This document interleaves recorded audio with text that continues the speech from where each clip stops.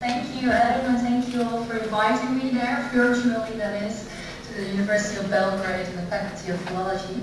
So what I'm going to present today is an extended and revised version of a paper I delivered a few months ago in The Hague, where I actually met Adam as part of the INCA conference, Research Foundations for Understanding Books and Reading in a Digital Age.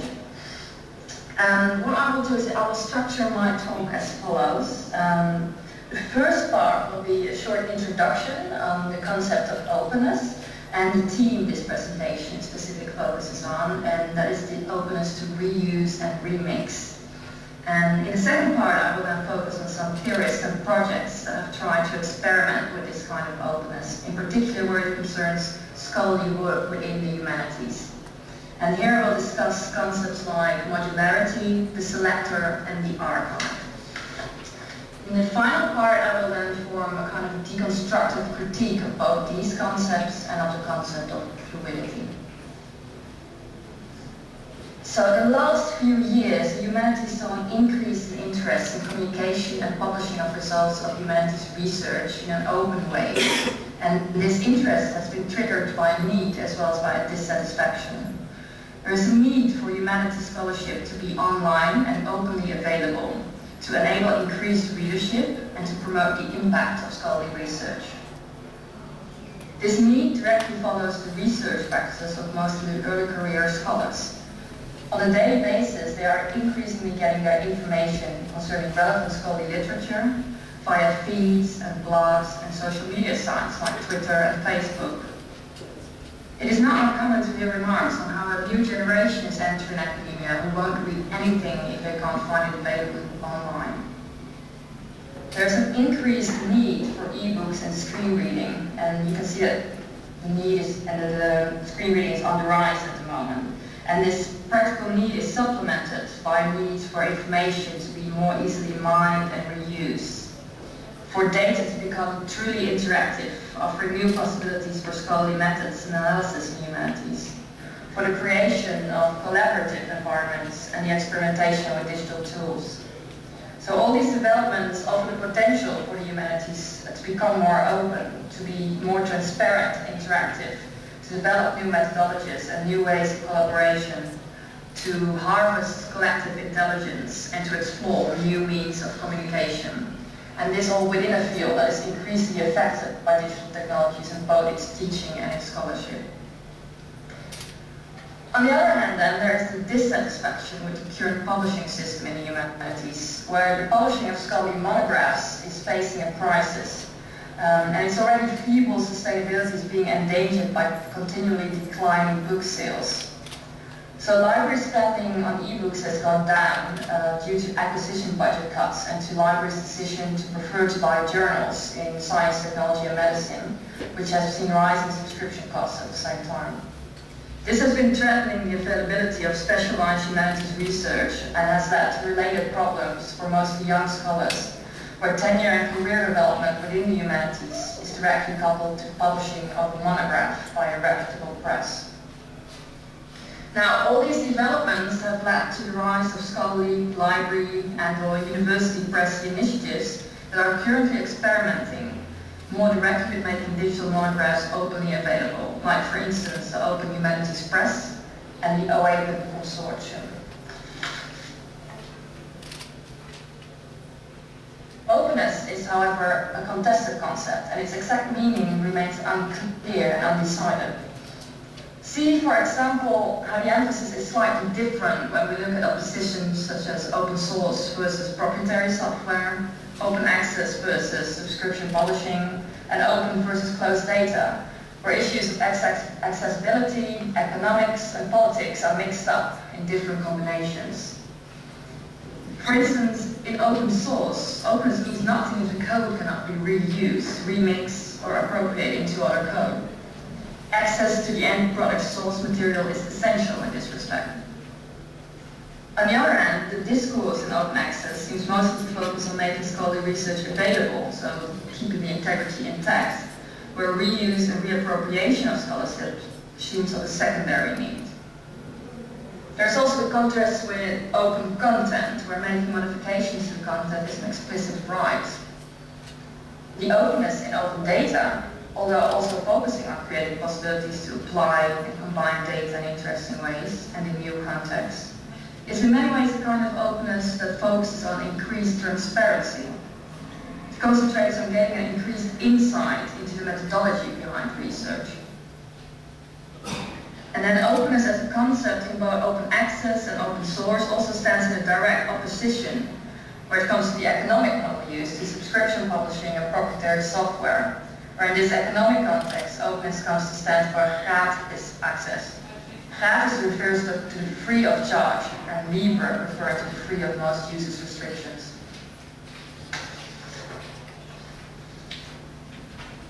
Although some formal definitions have been proposed defining openness in different contexts, in practice different combinations of uses are found.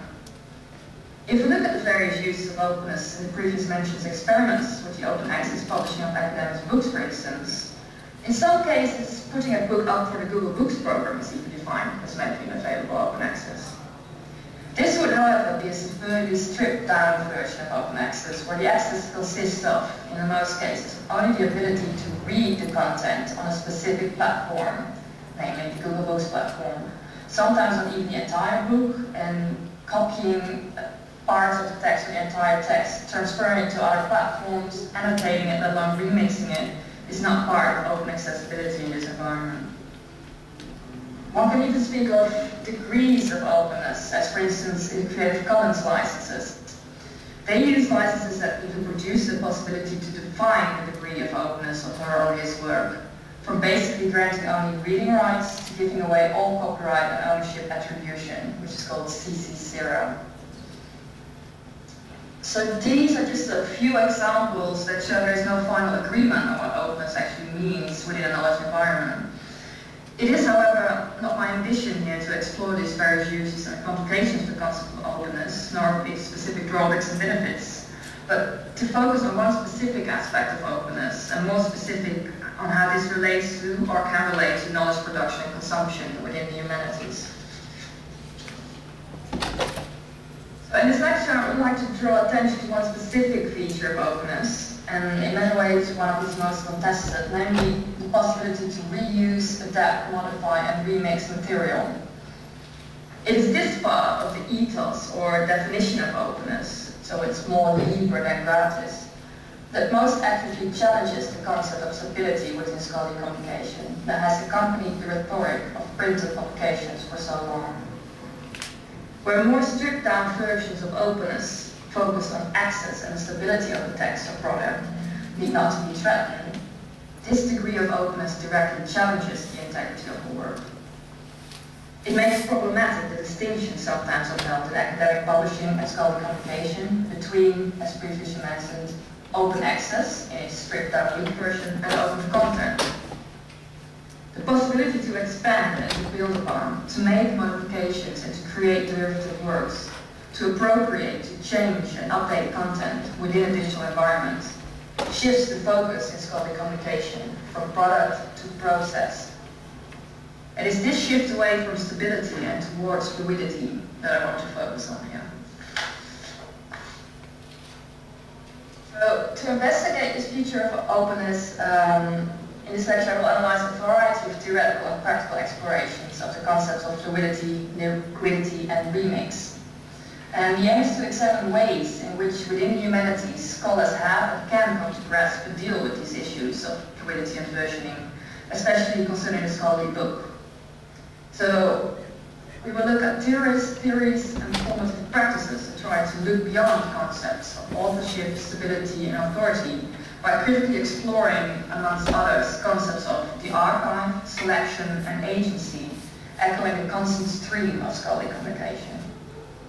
At the same time, it will devise a critique of these concepts, and it will explore whether it is possible to conceive a concept of the book built upon openness, and with that, a concept of the humanities built upon fluidity. So, the ability to reuse and remix data and research outcomes to create derivative works can be seen as a practice that challenges the concept of stability of a work or a text, one that puts into question the perceived boundaries of a work. Within a knowledge environment, the concept of derivative works also offers the potential to challenge the idea of authorships, or again, the perceived authority of a certain work. The founding act of a work, that specific function of authorship described by Foucault in his seminal article, What is an Author, can be seen as becoming of less importance for both interpretation and the development of a text, once this text goes through the process of adaptation and reinterpretation. I would like to focus on 3 alternative views on the issues of authorship, authority and stability, as put forward in discussions on remix, which, as I will argue, are of importance for knowledge production in the humanities. I will shortly discuss the concept of modularity, the idea of the selector, moderator or curator, and finally the concept of the network archive, by looking at the work of Janneke and Eduardo Navas. So the concept of modularity is extensively discussed in the work of Janneke. So Janneke is the pioneer in digital humanities with his specific use of scientific methods and digital tools to analyze culture, what he calls digital analytics. In Janneke writes no remix, he sketches a kind of utopian future in which cultural forms will be deliberately made from Lego-like building blocks, designed to be easily copied and pasted into new objects and projects. For Janneke, standardization thus functions as a strategy to make culture more free and shareable, with the aim to create an ecology in which remix and modularity are a reality.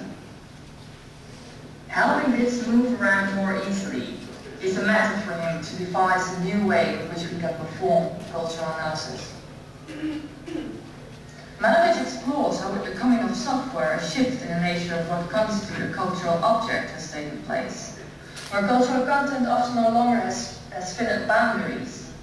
It is no longer received by the user, but it is traversed and/or constructed and managed.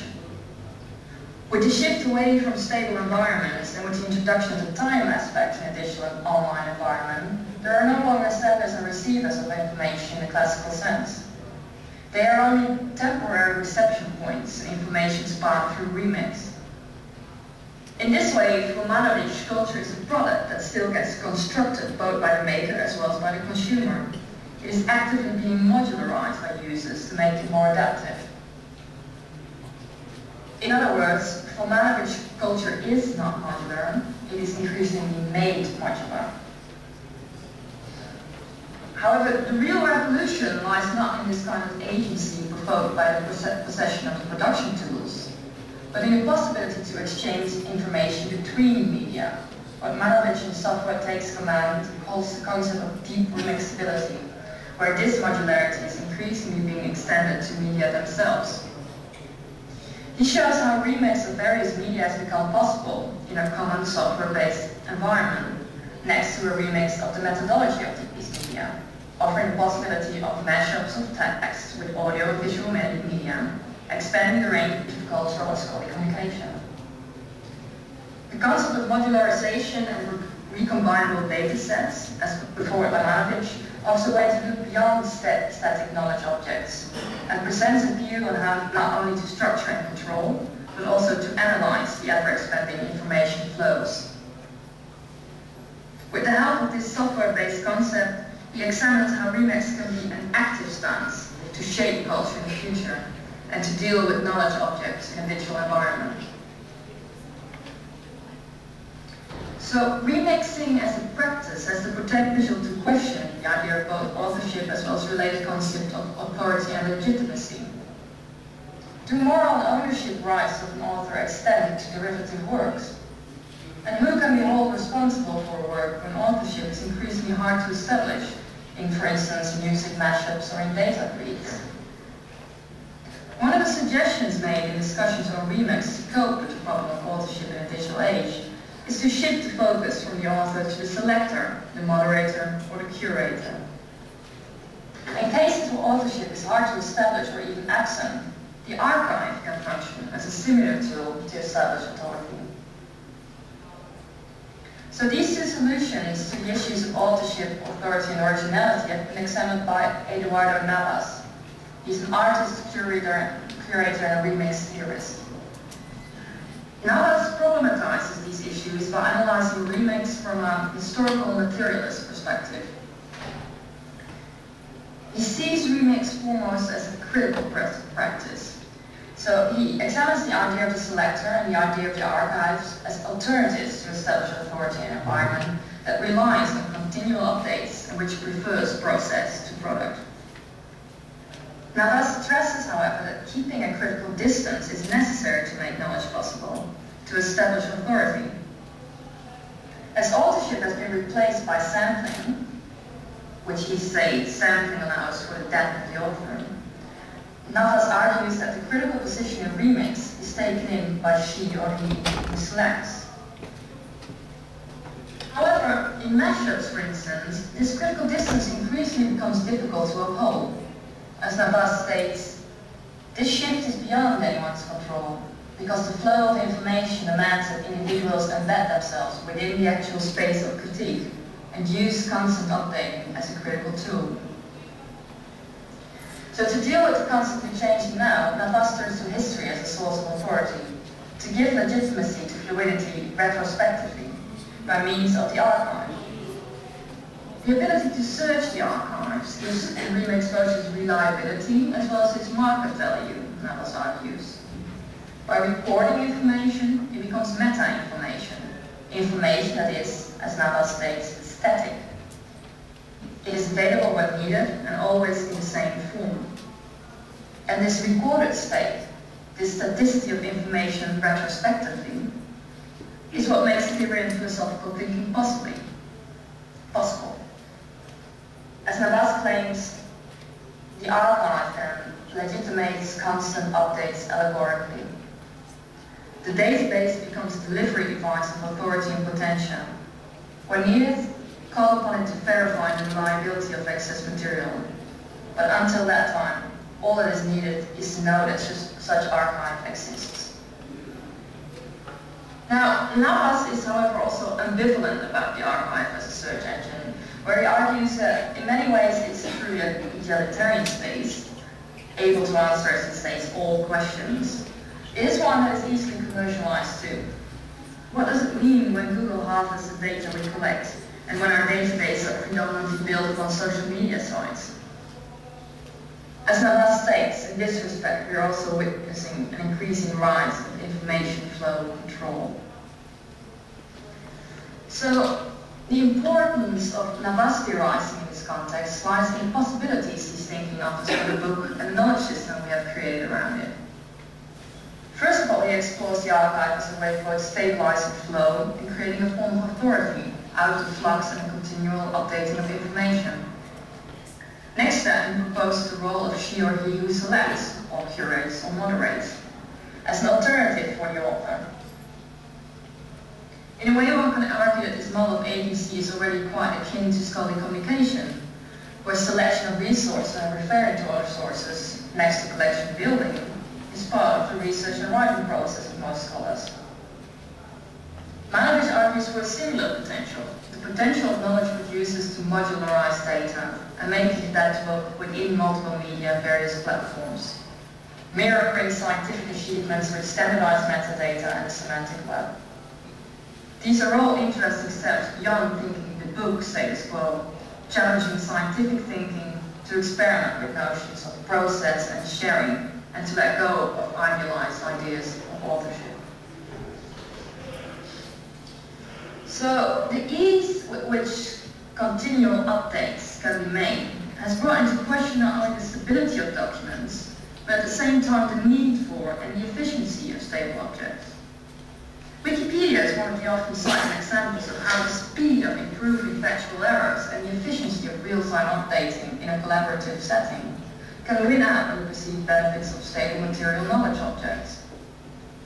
Experiments with liquid text and with fluid books conceived in collaborative environments not only stress the benefits and potential of processual scholarship, they also challenge the essentialist notions underlying the perceived stability of scholarly works. As Adrian Jones has argued in The Nature of the Book, the perceived stability of the book brought about by the print medium, more than a technological determinant, can be seen as an actively constructed social institutional form of consensus. John Bryant extensively theorizes the concept of fluidity in his book The Fluid Text, A Theory of Revision and Editing for Book and Screen in 2002. Bryant argues that stability is a myth and that all works are fluid text. In the fluid text, Bryant theorizes and puts to practice a way of editing and doing textual scholarship that is based not on a final authoritative text, but which focuses on revisions.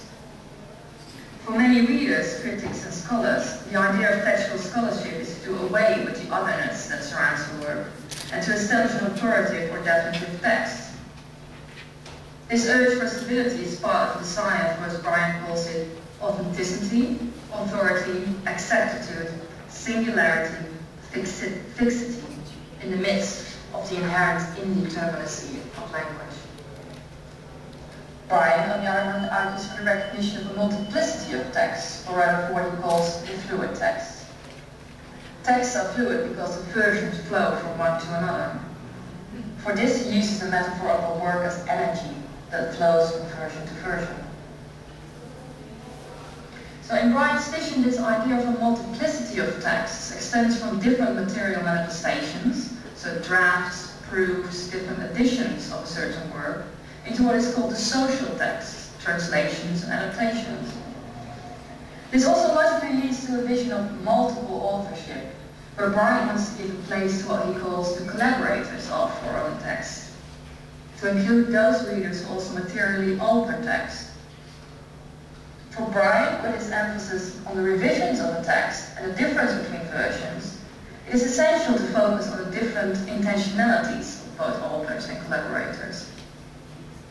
The digital environment offers the perfect possibility to show the different versions and intentionalities of the work, to create a fluid text edition. Bryant established such an edition, both in a print and online edition, for Melville's Typee, showing how book format and screen in combination can be used to effectively present such a fluid textual work. For Bryant, a specific choice of the textual presentation focusing on revision is a moral and an ethical choice. For as he argues, understanding the fluidity of language inherently lets us better understand social change. Furthermore, the constructionist intentions to pin a text down fail to acknowledge that, as Bryant states, the past too is a fluid text that we revise as we desire. Finally, he encourages a new kind of critical thinking, one that is based on, amongst others, difference, otherness, variation, and change. And this is where the fixation of a fluid text to achieve easy retrieval, unified reading experiences, and established discourses loses out to a discourse which focuses on the energies that drive text from version to version. In Bryant's words, by masking the energies of revision, it reduces our ability to historicize our reading, and in turn, disempowers the citizen reader from gaining a fuller experience of the necessary elements of change that drive a democratic culture. So, another example of a practical experiment that focuses on the benefits of fluidity for scholarly communication is the Liquid Publications, or Liquid Pub project. And this project, as described by Passati, Giulia, and Marchesi, I hope I pronounced it correctly, tries to bring into practice the idea of modularity described before. Focusing mainly on textbooks, the aim of the project is to enable teachers to create and compose a customized and evolving book out of modular, pre-composed content. This book will then be a multi-author collection of materials on a given topic that can include different types of documents. The Liquid Publication Project tries to cope with the issues of authority and authorship in a liquid environment by making a distinction between versions and editions. Editions are solidifications of the liquid book, with stable and constant content, which can be referred to, preserved, and which can be made commercially available. Furthermore, they create different roles for authors, from editors to collaborators, accompanied by elaborate rights structures for authors, with the possibility to give away certain rights to their modular pieces, whilst holding on to others. In this respect, the Liquid Publications project is a very pragmatic project, catering to the needs and demands of authors, mainly for the recognition of their moral rights, but at the same time trying to benefit from and create efficiencies and modularity within a fluid environment. In this way, they offer authors a choice of different ways to distribute content, from totally open to partially open, to completely closed books.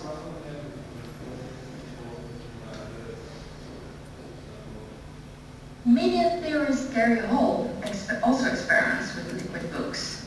Nonetheless, he provides a different version and different vision on liquidity and on the potential of liquid publication. In his article, Fluid Notes on Liquid Books, he describes his experiment with publishing a liquid book, together with Claire Burchell, as part of the Culture Machine Liquid Book series of Open Humanities Press, which I mentioned previously. The Liquid Book series is open on a read-write basis and functions via logic of open, decentralized, and distributed editing.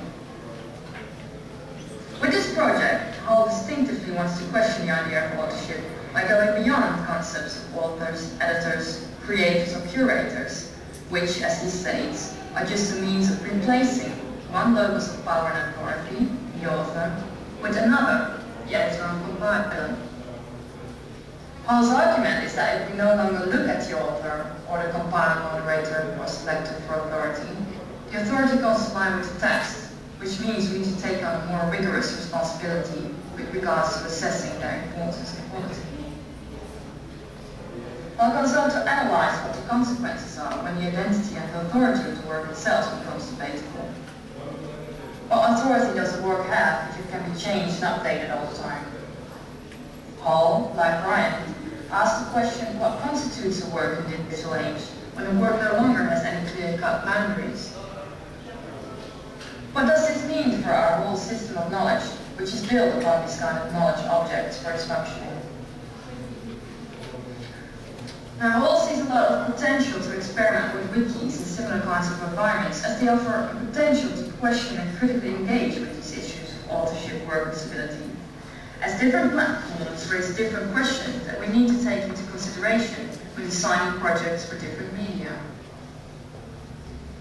Wikis have the potential to offer increased accessibility, and they induce participation also from contributors from the periphery.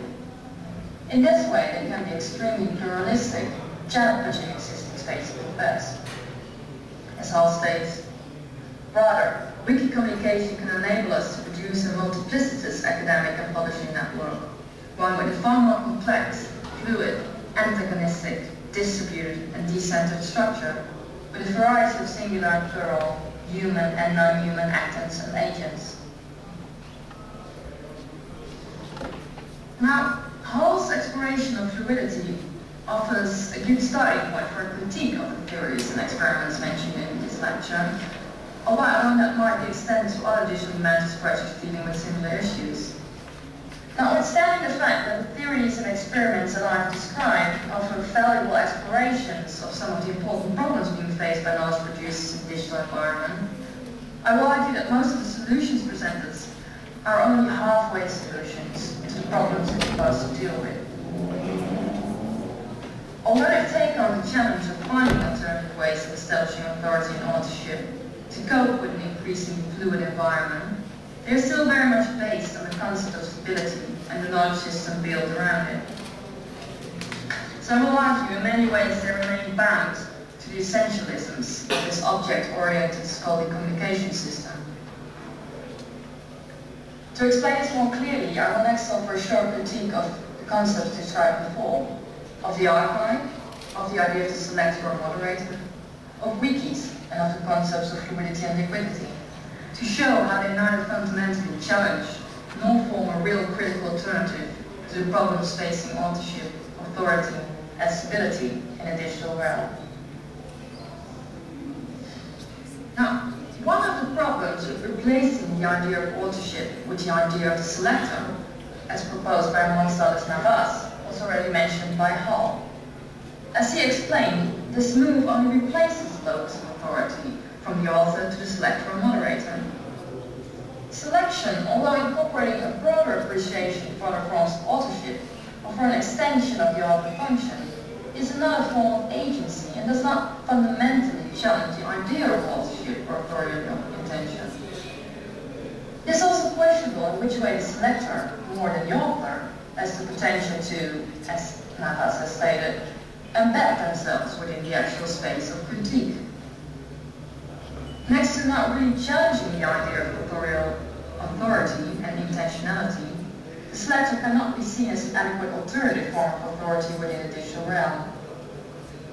What happens when the author function is decentered and agency is distributed within the system? Introducing graduations of authorship, as for instance editors and collaborators, such as done in the work of Bright in the Liquid Publications project, is a way to deal with multiple authorship or authorship in a collaborative environment, but it does not solve the problem of how to establish authority in an environment where the contributions of a single author are hard to trace back, or where content is created by anonymous users or by avatars. Or in a situation where there is no human author, but where the content is, for instance, machine generated. And what becomes of the role of the selector as an authoritative figure when selections can be made redundant, choices can be altered and undone by mass collaborative, multi-user remixes and mashups? So where the selector does not fundamentally pose a challenge to the concept of authorship, and does not fundamentally offer an alternative to authorial authority, the concept of fluidity as described by Brian, as well as the concept of liquidity as used within the Liquid Publications project, do not fundamentally challenge the idea of object-like thinking or stability within Scholarly communication. Both of these projects are based on a modular system. For Brian, a fluid book edition is still made up of separate, different, modular versions, where the Liquid Publications project, focusing mostly on each speed and efficiency, a liquid book is a customized combination of different modular documents. In this way, they don't go beyond the concept of modularity as described by Manovich, where culture is made modular, and in no fundamental way reach a fluid or liquid state.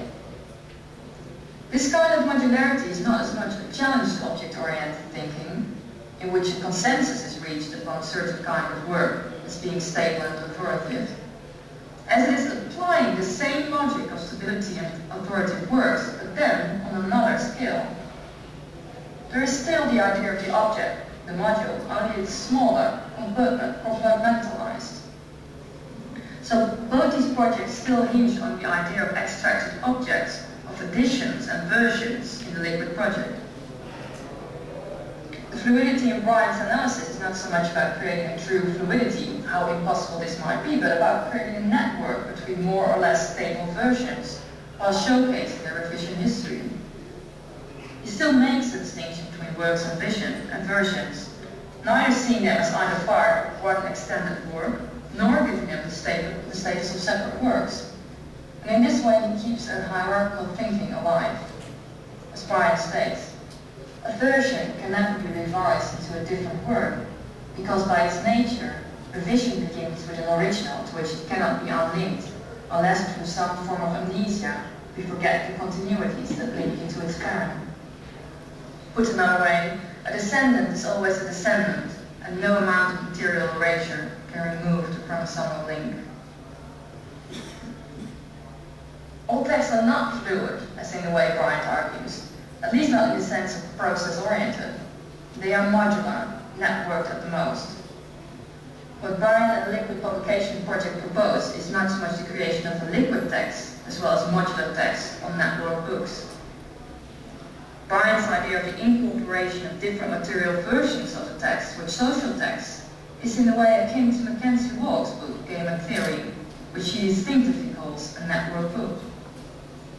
This terminology might be more fitting where a network book, at least in its wording, positions itself more in between the ideal types of stability and fluidity.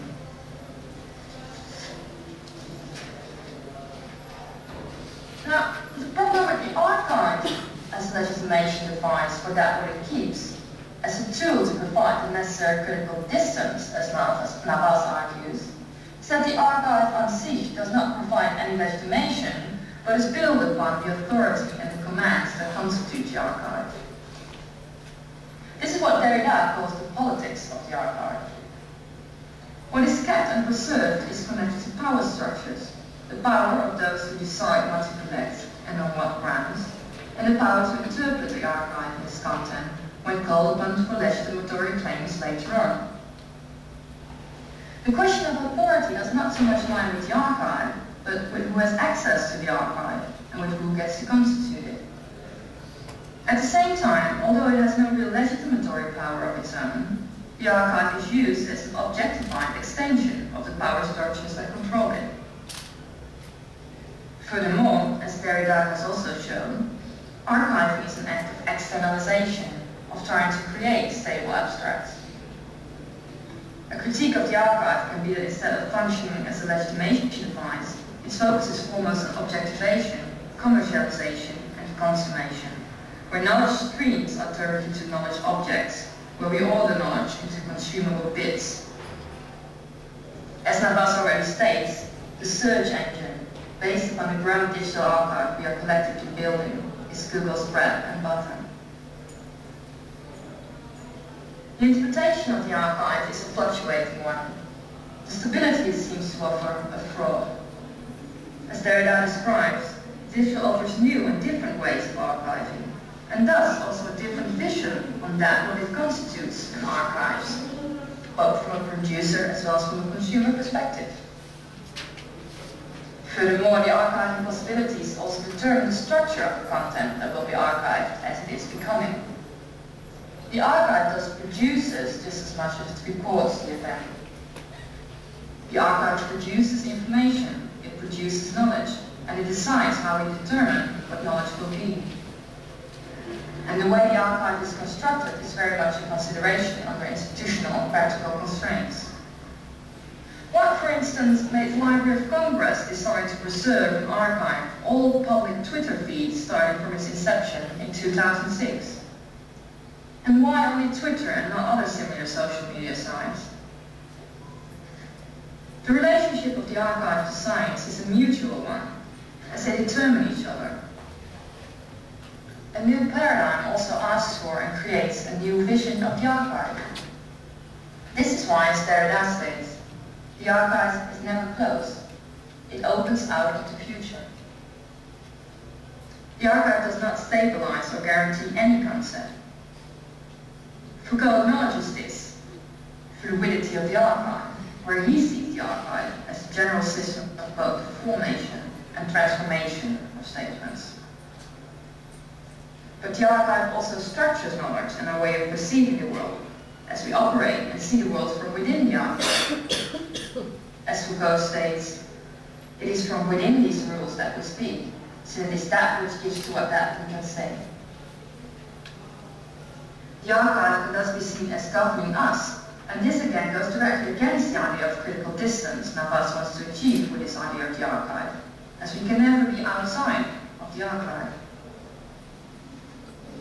Now, let me reiterate that the above is not a critique that focuses on doing away with the archive or on the creation of open access archives, for instance, which do play an essential role in, amongst others, in making accessible scholarly research, preserving it, adding metadata, and making it harvestable. The critique is mostly focused on being aware of the structures at play behind the archive, and on putting question marks on both the perceived stability of the archive, as well as its authority and legitimacy. Now, as Hall has shown, the use of wikis to experiment with new ways of writing and collaborating offers a lot of potential for collaborative and distributed research and publishing practices. However, I feel there are only one possible step towards liquid publications and cannot as yet be perceived as real liquid publications. Because wikis are emphasized as structures in such a way that the authorship and clear attribution of responsibility, as well as version control, remain an essential part of their functioning. The structure behind the wiki is still based on an identifiable author and on a version history, again another archive, which lets you check all changes and modifications if needed. The authority of the author is thus not challenged, nor does it really come to terms with the element of continual updating that wikis evoke. A good visual material example of the problems this creates Creates is a work published by James Burdell, affiliated with the Institute for the Future of the Book. Burdell published a complete history of every edit to the Wikipedia article on the Iraq War, which came down to 12 volume publication. What this conceptual art project shows is, on the one hand, the incredible potential we now have in the digital age to indeed archive almost everything. On the other hand, it shows the futility and the impossibility of trying to preserve in a static form, both material and digital, the flows of information generated on the internet. Another problem evoked by wikis as potential liquid publications is that they mostly work with moderators. As the Iraq entry shows, not all entries are allowed to stay, although they are archived. Although in principle wikis have the potential to work in a distributed way, in practice, hierarchies of moderators with different levels of authority structure many of them. And on a related note, the perceived openness of wikis is further challenged by the fact that it does not include those things that are automatically excluded, such as, for instance, spam. However, the question remains, who decide what is categorized as spam?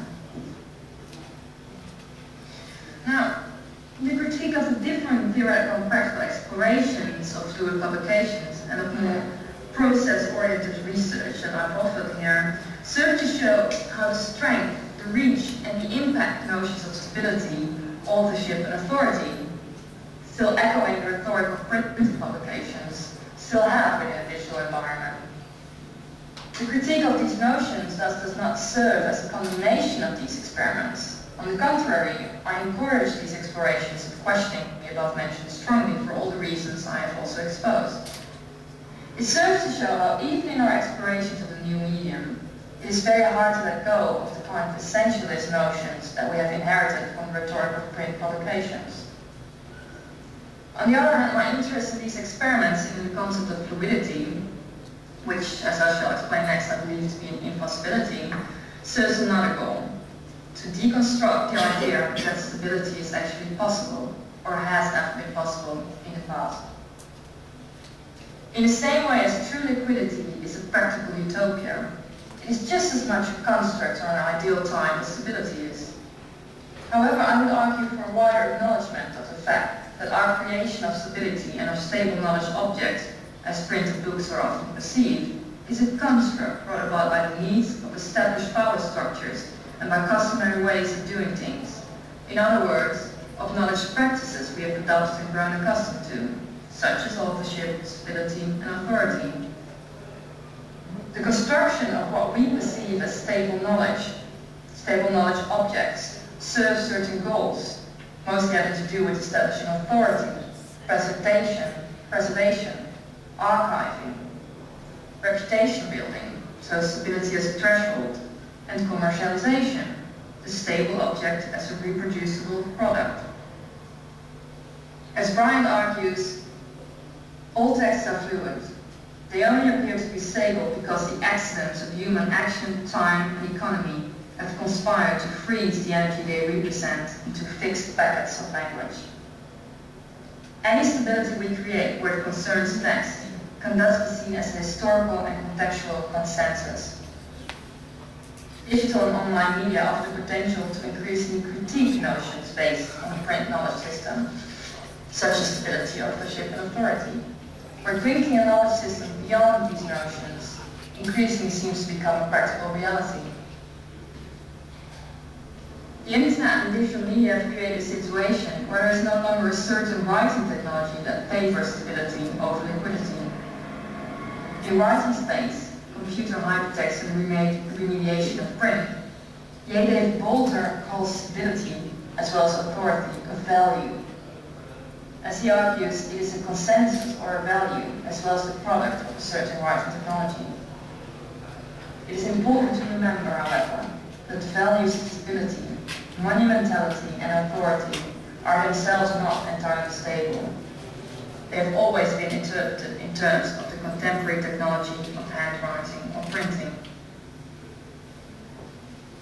Janneke Adema argues in his article, What Can Technology Teach Us About Text, and Text About Technology, that developments like Wikipedia serve to deconstruct the idea of a final document, where the validity of the document is now marked by only a temporal stability. states, the Wikipedia phenomenon displays this wide range of possibilities in spectacular fashion. It also means that the notion of a final document loses much of its meaning because its finality can only be a result of a consensus and not the product of a technology that fixes the text. This acknowledgement of the constructivist nature of civility urges us to conduct a closer analysis of the structures underlying our knowledge and communication system and how they are presently set up. Just like stability, fluidity is an ideal type. Just like openness, it's a rhetorical stance. Within an information environment, it can be seen as a paradox. Although information might flow, knowledge inherently needs some form of objectification or stability to be called knowledge. True liquidity is thus an impossibility. Fluid knowledge is an impossibility, and at least in my definition of the term, fluid texts are an impossibility. We can only ever achieve quasi-liquidity. This impossibility to achieve real liquidity should, however, not be seen as a failure, as it still has rhetorical power. As rhetoric, it helps us deconstruct the structures of our object-oriented knowledge systems. It enables us to experiment with a way of thinking and practicing that performatively challenges these preconceptions and helps us to think and create them differently. Now, the scholarly monograph is in the process of being reinvented. Experiments with the format, the structure, and the content of the book-length treatise are currently being undertaken in a variety of guises, from liquid books to wiki monographs and blog anthologies. In Humanities, the scholarly book plays a substantial role in an intricate web of knowledge communication, quality control, and reputation management. It traverses power structures and ideological struggles, and still comes out as a preferred means of communication amongst humanities scholars. Increasingly, however, the monograph has become a tool in a specific battle for a new knowledge and communication system within academia. The concept of a traditional printed book is increasingly being used as a strategic weapon in maintaining a status quo in knowledge production and communication based on values as stability, authority, and quality. On the other hand, the concept of what I would call the open book is used to urge for a knowledge system that is based on sharing, connectedness, and liquidity. What do these experiments in the critique mean for the idea of the book, openness and humanities?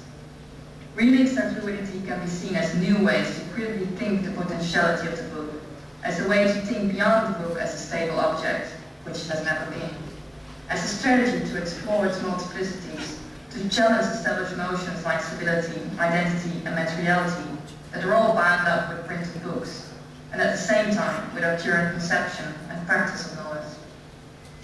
It will enable us to argue for and pay more attention to otherness, difference, and other knowledge systems based more upon fluidity. Experiments with new ways of conducting and publishing monographs in an open manner, like for instance via liquid books or wiki monographs, might be a first step away from an object-oriented approach focused on a finalized product, towards a publishing system based more on a constant, collaborative, and simultaneous knowledge production. Thank you.